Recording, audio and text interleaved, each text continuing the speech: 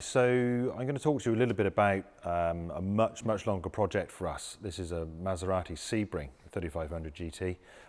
It is one of 4 left in right-hand drive, we believe. You only made 9 in right-hand drive, so it's a very rare car and something that's incredibly difficult to get parts for.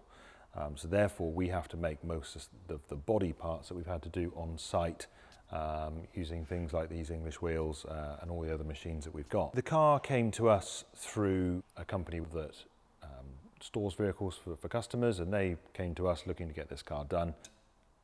It was more than anybody ever anticipated it needing, because it was in such bad condition once we got the paint off.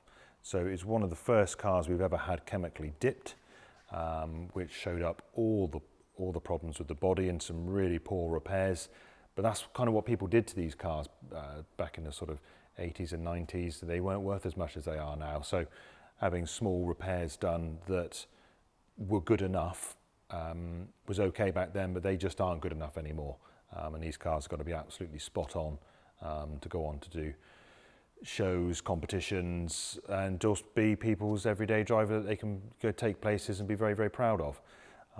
So we've spent nearly 2,000 hours just on the body of this car. We've made all the panels in-house.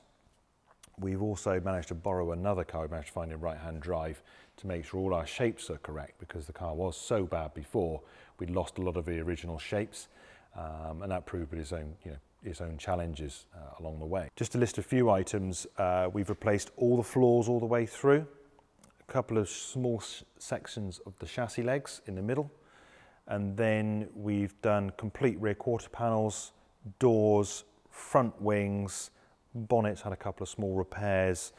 The whole front end's been replaced. Wheel arches, sills. The sills are quite an interesting challenge, being a 4-part sill that's all welded together, but incredibly strong when it's all done.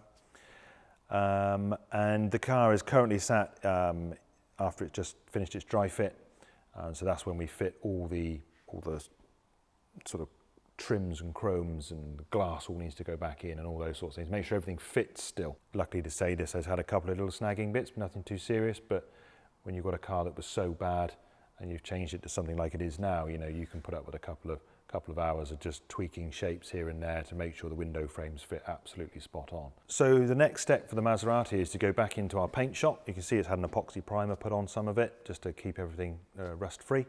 And there is where it's going to go through quite a lengthy process of paint, and with the system we're using, which you'll find out a lot more about in another video, allows us to go from a bare metal shell to a painted shell, give it the best level of finish, and then put a worldwide lifetime warranty on the paintwork.